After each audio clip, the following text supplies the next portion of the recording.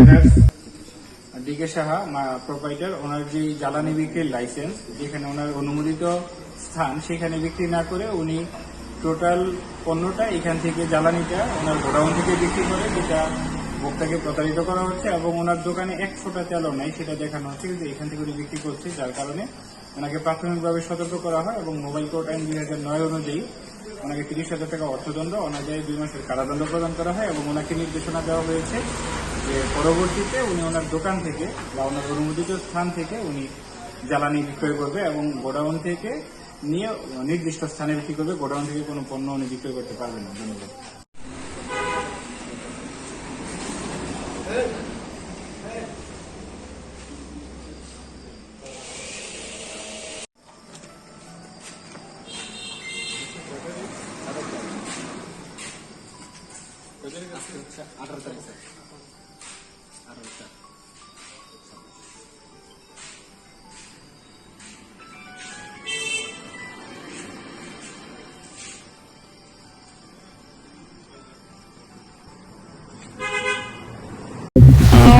RM TV News 24